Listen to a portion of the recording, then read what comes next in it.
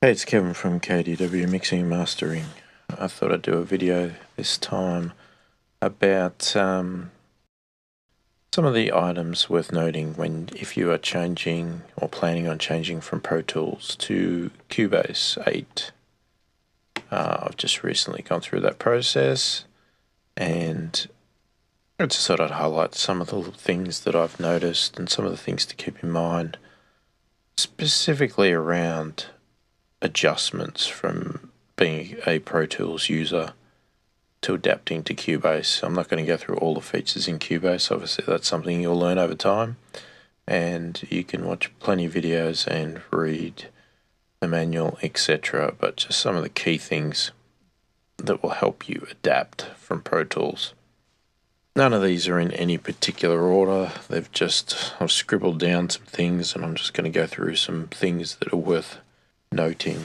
Okay, so your audio, one spot to pay attention to is the pull window. So this is where all your audio is located. This is where you can look for it all. You can import your audio from spots into here. You can drag from here into your project. You can see lots of details here, whether it's used in the project, and you can see the location of the files and a little image of it. Plus you can also play them if you want to preview the audio before you drag it into your session. This is also a good spot if you want to clean things up. If you right click in here, you can remove unused media. So any of this media that hasn't got a number against it in the use field will be removed. And you can either just remove it from the project window and still have it on your hard disk, or you can move it to the trash. Once it's moved to the trash, you can then right click and empty the trash, and that will then delete the files forever. This is the project window. So this is where you're going to look at all your audio files and editing, etc. Now, here's all your tracks. The little symbol here, obviously, that shows stereo. That's mono. You've got your automation. You've got your record enable. You've got your monitor. So if you are coming from a native Pro Tools system, you will currently have a limitation of not being able to monitor tracks without recording. Now, I can't do it here because I haven't got an input set. But in Cubase, you can monitor. So, for instance, here, this is the microphone I'm talking into. This is not recording, it's not doing anything, but I've got it monitoring, and you can see the audio coming in, and I can hear it. So that's a great feature there. Another feature that is really good in Cubase is I can select multiple tracks. I can right click, and I can move selected tracks to a new folder. I could then change the name of the folder, give it something descriptive, and I could collapse that. You'll get a little image here showing the various waveforms, and you'll see there's the 1, there's the 2. If you've got lots of tracks in the folder, obviously it gets quite messy on there. You can actually change some preferences to hide that so it doesn't show the waveforms, but I don't mind it. It sort of shows me where there's blank spots and where things are. When you're in the folder menu, there's a button here called Group Editing. Now, if I click that, anything I do on one of these tracks will be performed on each of these tracks. You can also cut at the folder level. So if I wanted to cut there, delete something, if I break out my folder, you'll see that it's done the cuts on all the tracks under that folder.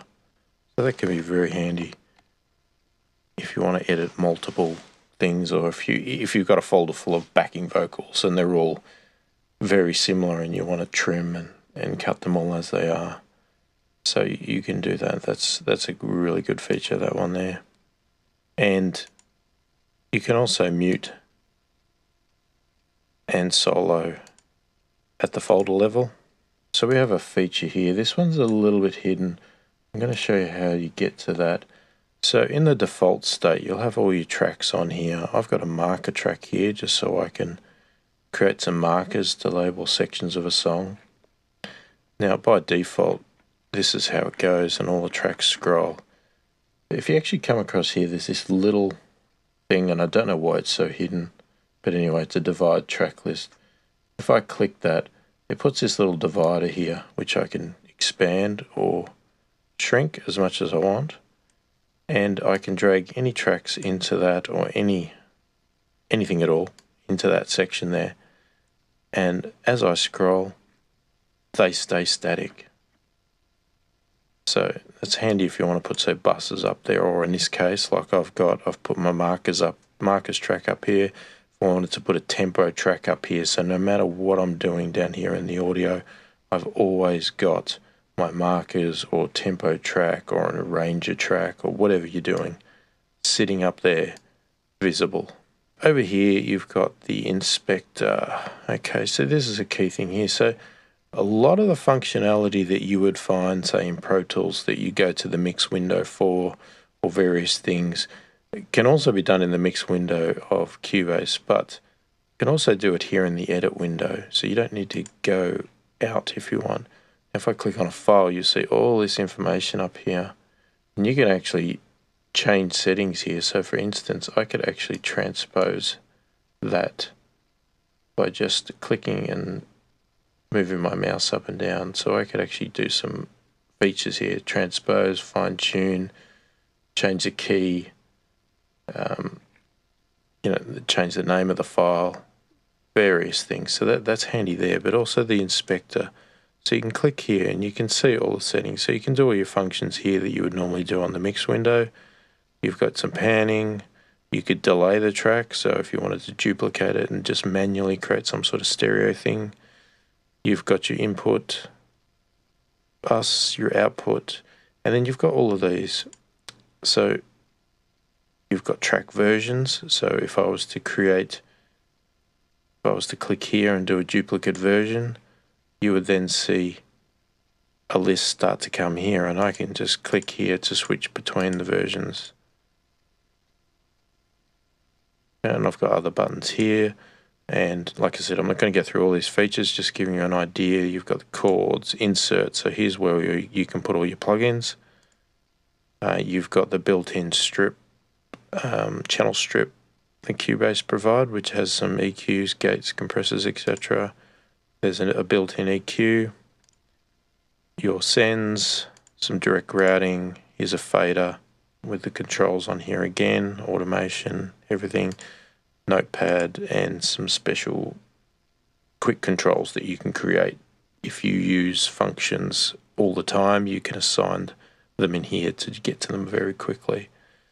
You've also got your visibility tab here, and clicking on these dots will obviously just hide these tracks or show them.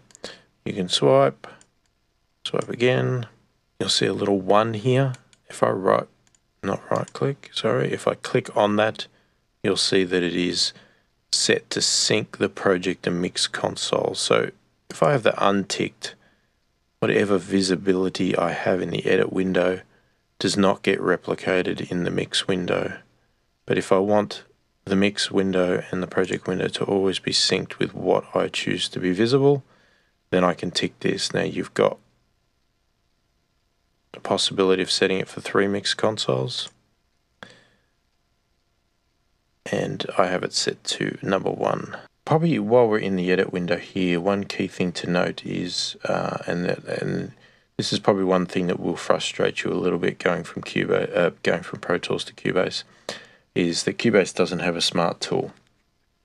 Okay, so you'll see here, it doesn't matter where I put my mouse, it's not doing any great functionality other than on the edges.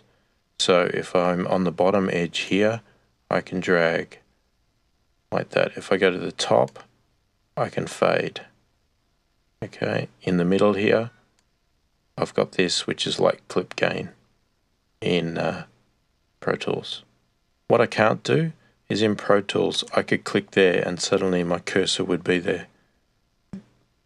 I can do it in an empty space, but you can't do it on an audio track. It automatically just selects it.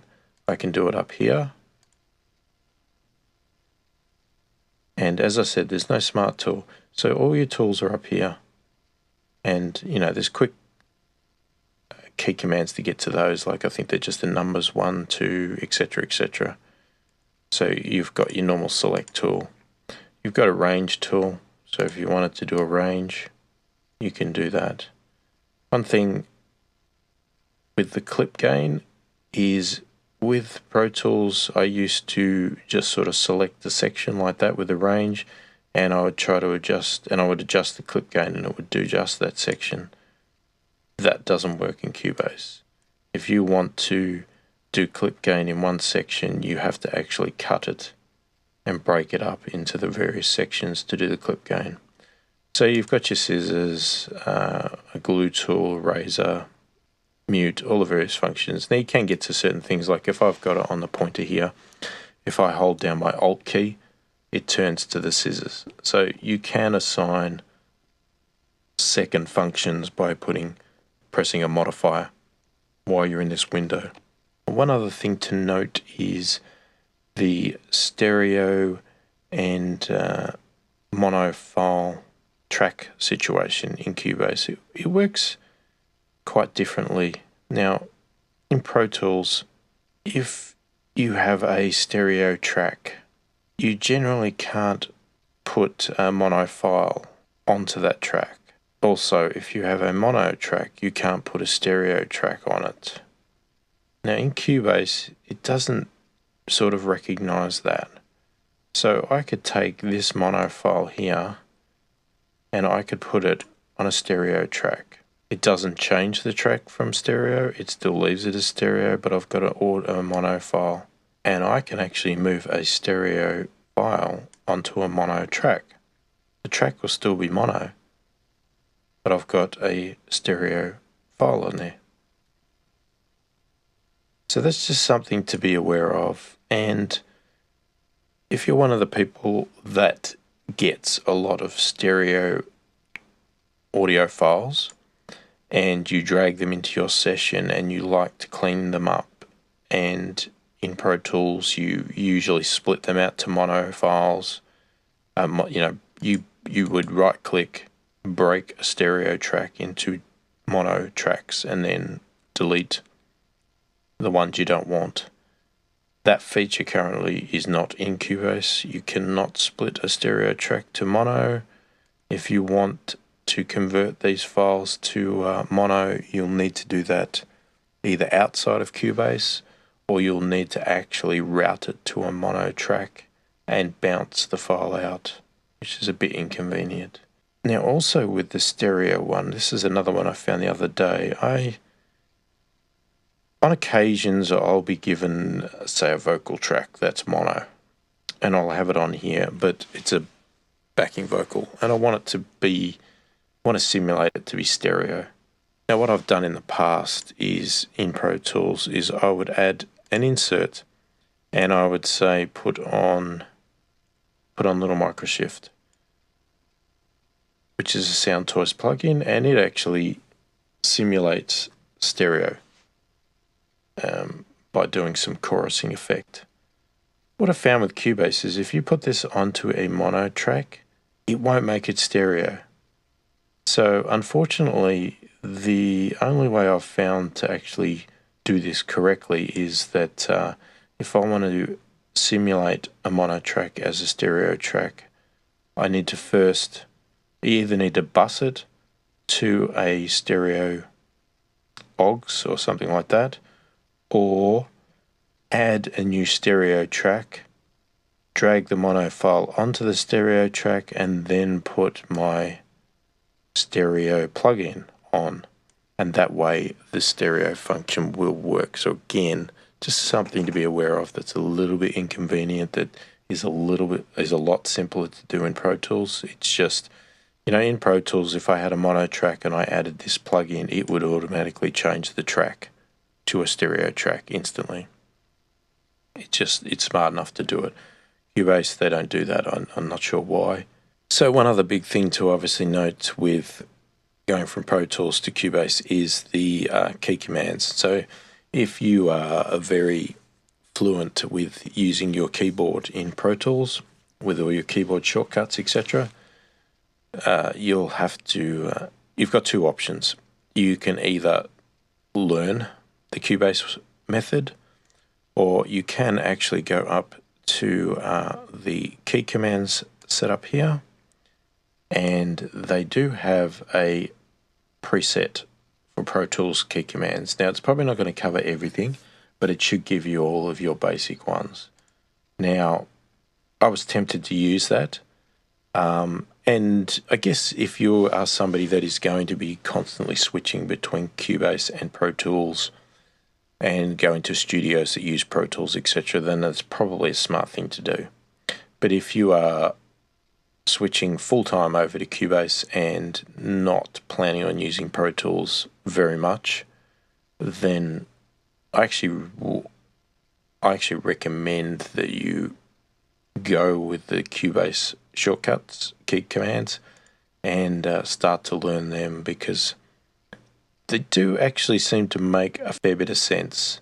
Some of the Pro Tools commands where you're doing command bracket and things like that, in Pro Tools it's just H, G. You've got numbers 1, 2, 3, 4 as a key command. So there's a lot of very quick key commands in Cubase that just make a lot more sense. So it is worth learning them, but as I said, if you are going to be continuing to use Pro Tools, it's probably best to stick with one method so that you don't confuse yourself. Okay, let's have a look at the mix window now. First off, Cubase actually has 3 possible mix consoles, and you can set each one up to look slightly differently. You can have different default faders on each one, that can be used for a special function. Now, as a Pro Tools user, I'm used to using one mix window, and I've found that that's what I do in Cubase. I use one mix window. I don't use the other 2, but they are there if you want to. I just don't use it. So this is your mix window, and this can be changed to set up anything else, but you've got your standard things. So here's your faders. Obviously there's all your tracks. You've got your pan settings, so you can change your pan settings to so this is obviously looks a bit different to Pro Tools. Pro Tools has the 2 separate knobs. Here on a mono track you've just got that, and even the default setting for a stereo track is to look like that. Now you can, in the preferences, adapt that, which I do. The reason is because the default setting here for a stereo track is you are just panning it basically left and right in the stereo field. Whereas coming from Pro Tools, I was always used to having the 2 separate knobs, and that's where I like to use this setting, stereo combined panner, because that actually allows me to adjust the width of it as I would always do in Pro Tools in Cubase. So if you're used to adjusting the 2 knobs in Pro Tools and you like to do that, and you're not always in the center or hard pan left and right, and you want to actually still have it stereo but have it not fully panned out, then you would want to go into this stereo combined panner and just adjust the width of the field and the placement of it, so you can move that around as you will. Another great feature I actually like in Cubase here is this listen function, and what that does is when you click on listen, it drops the level of all the other tracks and has that one as a louder track.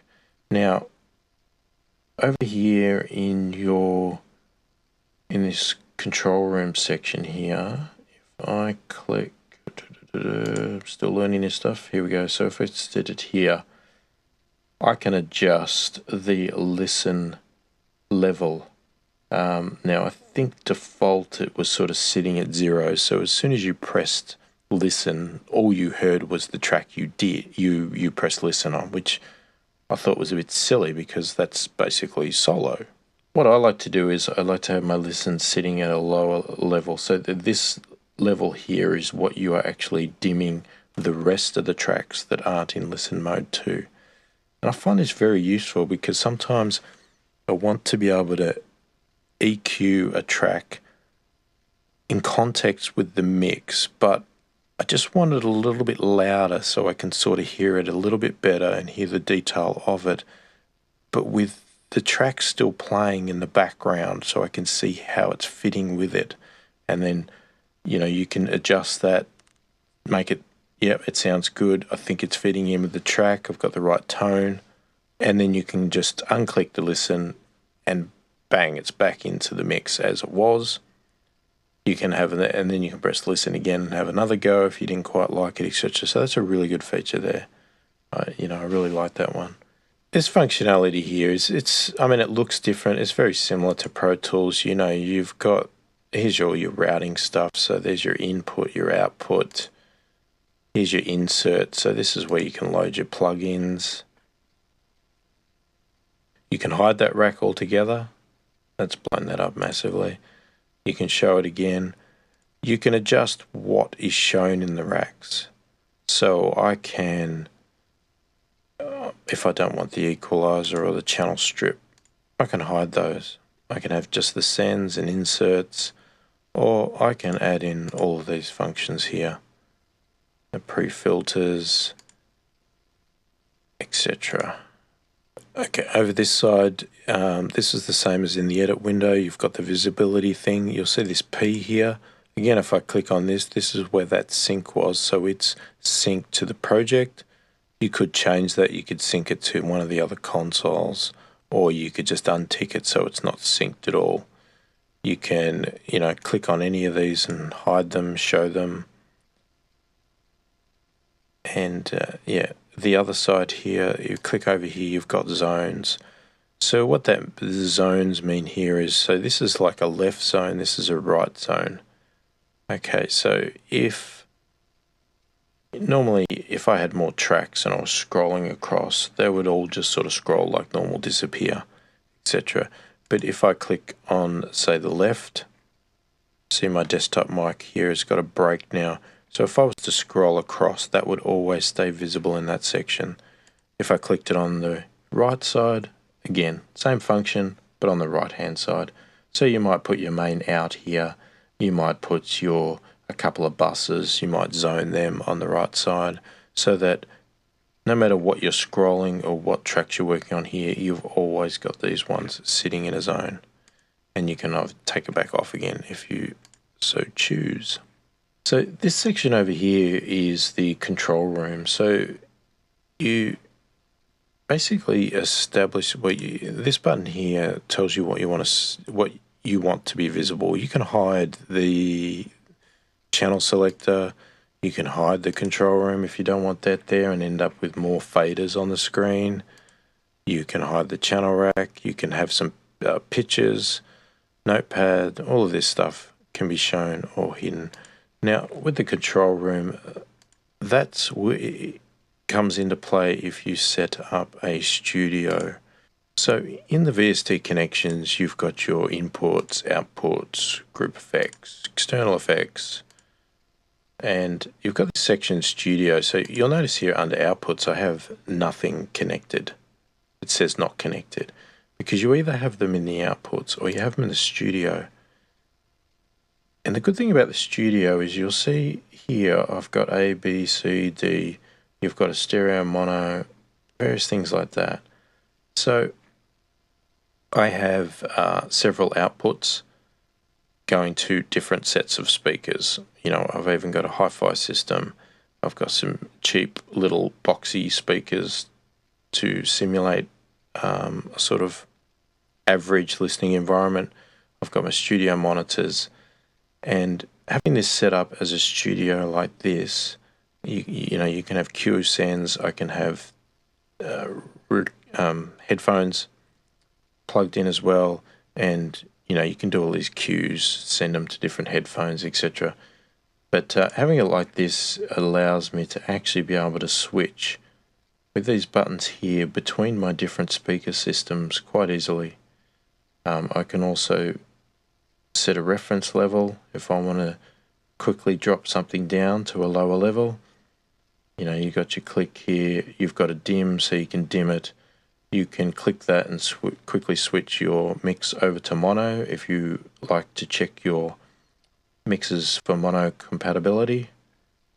You can see various functions here, your Q mix, and as you saw here when I clicked here, there's also talkback functionality. If you've got a talkback mic, you've got your listen settings there, and you can also go across to this thing here, which is a meter. So it gives you some of the basic functionality here with your control room, but it also gives you this big meter that you can look at for monitoring your output of your mix.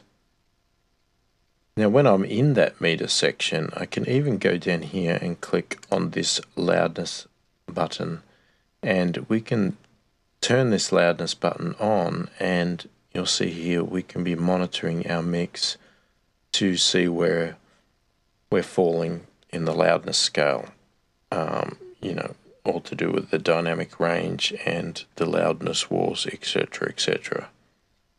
So that's a really good feature to have inbuilt in Cubase. Now in Pro Tools, you obviously have the ability to link tracks. Now with Cubase, you can do it two ways. If I select two tracks and I wanted to do the audio here, there's a function here called Q-Link. Now if I was to click Q-Link and then I grab that, it automatically does it. Okay, so it's a good way of doing a temporary linking of channels. Now that Q-Link there can actually be done with a key command of just holding the Alt and Shift key down. Does the same function. But if you want that to be a permanent link, then you can right click on here, you go link selected channels, I can give the link a name, I can determine what settings are linked and what settings aren't linked. So I can add more ticks in here if I want everything to be controlled by this link or not, and that can be adjusted as well. You can also tick this and add it as a VCA fader, or if you saw in the right menu here, I could go straight to add a VCA fader to the selected channels by clicking that, and it adds a VCA fader here. Rename these if I want to give it something descriptive, and you can also edit the group settings once you've created it if you find you don't want your VCA fader editing anything other than volume. Well, you don't even need to tick volume actually, because as a VCA fader you can untick everything and then all it does is the fader. You can also send them to a group channel, which is basically a bus. So if I send it to a group, it creates a group channel here, which is it's a bus in Pro Tools. There's a button here, and it was in the edit window as well, E, which is edit channel settings. So you'll notice that in all the windows that I've had, all the settings are there. There's lots of settings, and you can get to them from many places. But you can also bring up this window here and keep this sitting here and edit lots of things. So you'll notice here you've got all the inserts, so you can be adding all of your plugins and modifying them. You have your sends here, so you can be changing setting, adding sends to reverbs, etc. They also have a built-in equalizer that you can do some equalizing if you don't want to add a third-party plugin to do the equalizer. Now you've also got what they call the channel strip. So if you bring this up, you'll see you can add a noise gate. You can add several types of compressors, a de-esser or an envelope shaper, several saturation effects and some limiters. Okay, and if I click on this strip here, you'll also see that same list here. Okay, and you can actually click that to move the strip before the inserts or after the inserts. You can also move the position of the EQ in this section, so you could move these tools around if you don't want them the way they are. If you want them located in different positions, you can drag them around quite easily. You know, you've got knobs here, settings, you've got phase, low cuts, high cuts, all various things here that are all added in. So you can actually change what's shown here as well. So I can actually add a fader to be appeared there. We can show direct routing if we're running direct routing, or I can hide some of these features if I wanted a smaller window. This thing here, I can actually just scroll through my channels as well if I don't want to close, you know, if I don't want to go out of this window and then bring up another one. You can just step through all of your tracks here. And so to give you an example here of this button here, so you've got a show output chain. If I click on that, you'll see here it's popped up the add monitors, which is the output. Now if this track here went to a group and then that group went to an output, you would see all three faders sitting there, so you could show the entire chain. With the audio here, so you can do some obviously editing of audio, etc. at this level stuff here. But what you can also do is, if I double click on that audio, I open up this sample editor and you'll see all of this. So this is the audio that I just double clicked on, and there is lots of features here. Okay, so we can do some audio warp stuff. We want to cut, stretch, move things around. We can do all of that.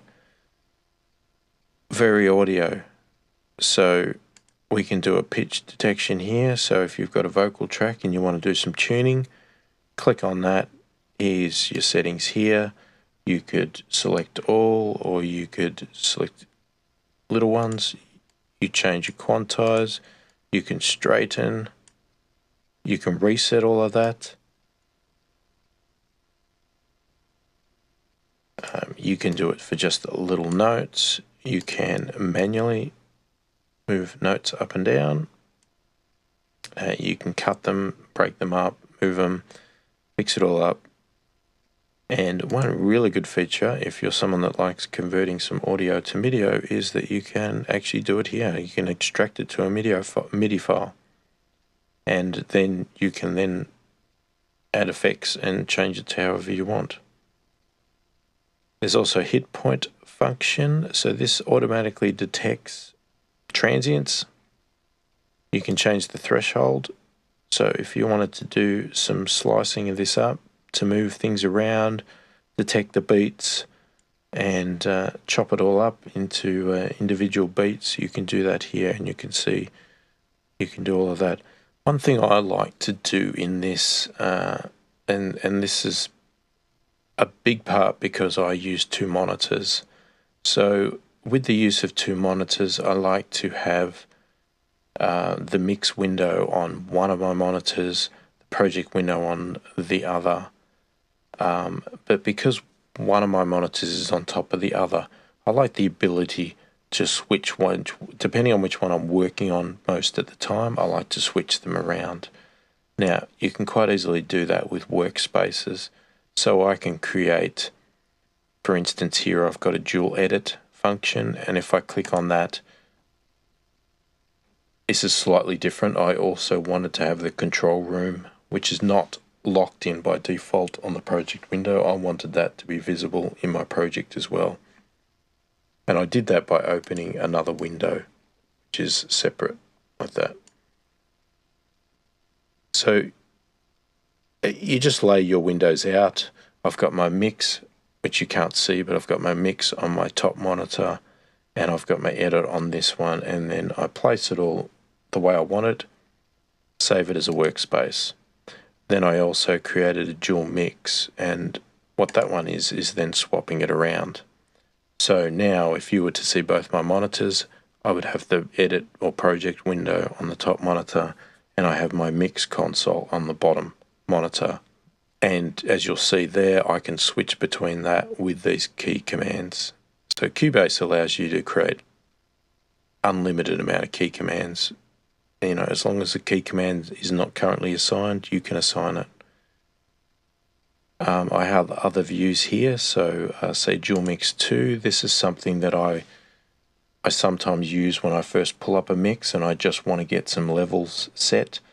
It brings up these big ones here, but on top of that I can right click on that and go for that wave feature, which is really good in Cubase. So it shows you the waves as they're going, so I can be sitting here playing it and I can see when a track is going to have some audio coming up, and I can quickly go, okay, I'm going to set the fader on that one because it's about to play and I'll hear it. So I find that one useful just for first setting things up. You might find it useful for lots. Now I also have a single window, so this is just for a single monitor, so it takes my top monitor out of the picture if I just want to work on one monitor only. And I have the same, but switching it to mix. And they're very easy to switch between, and you know, you can create lots of different views. On top of that, you also have these configuration settings. So you can add configurations. So if you were to hide tracks, etc., you could save that as a configuration, and then you could keep calling that back up. So automation tracks is an interesting one. Things work a little different in Cubase. I'm still yet to learn about the touch function. I need to understand that, and I need to do a bit more research about that, because the touch function to me doesn't work the way I'm used to in Pro Tools. And what I mean by that is the way I imagine a touch to work. So if I was to bring up a fader here, and I put my session in right, and at the moment I've got a volume of -6.95. So I'm just going to do a quick automation with the fader, and I'm using the touch setting, and just bring up the automation panel, just make sure there's no settings here that seem any unusual, and I'll do some automation.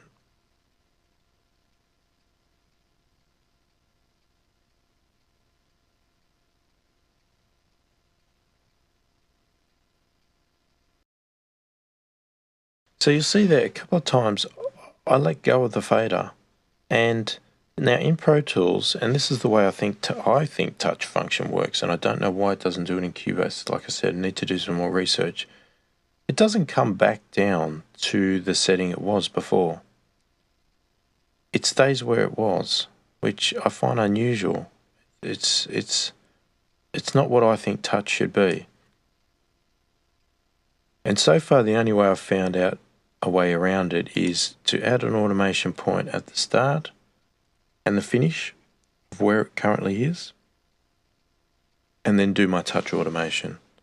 So I'll show you, now that I've added those points there, I'll show you what it does.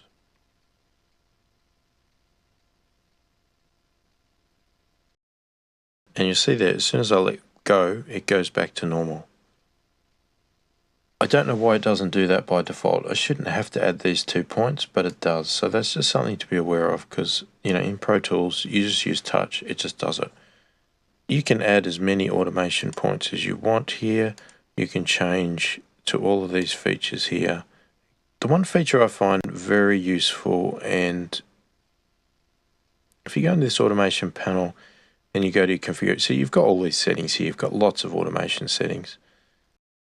And you click on here, you can click this button here, which I really like, which is reveal parameter on right.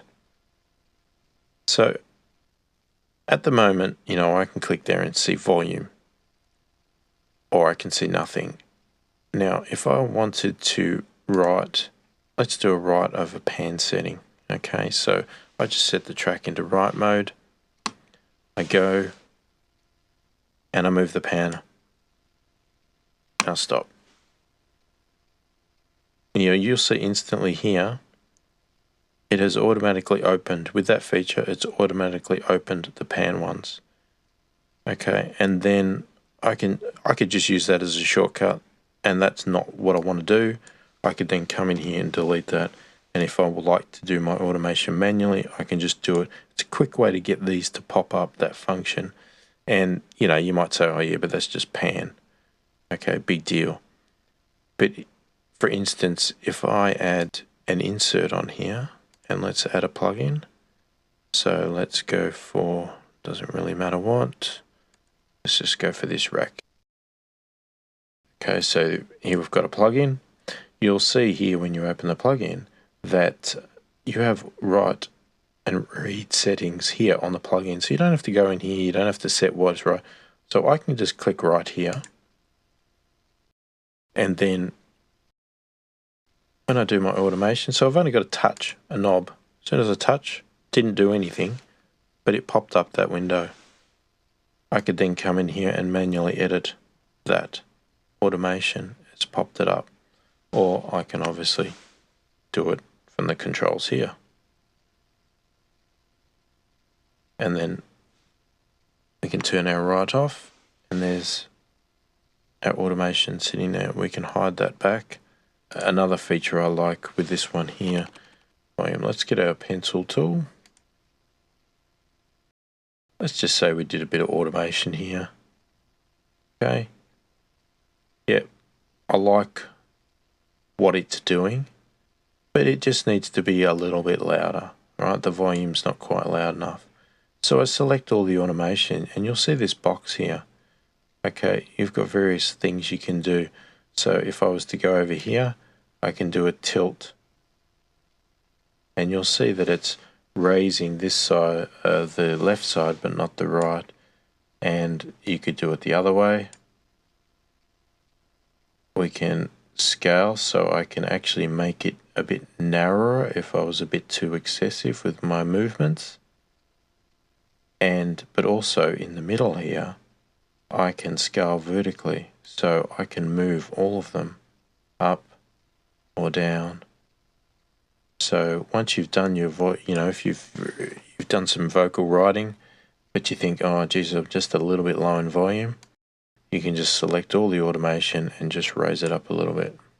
There's tons and tons of features in Cubase that I could go on about, but this video is going to be excessively long if I do that. It is now, and like I said, this was not meant to be an instructional video about Cubase. I'm still learning it, I'm still new to it, so I'm nowhere near an expert on Cubase at all.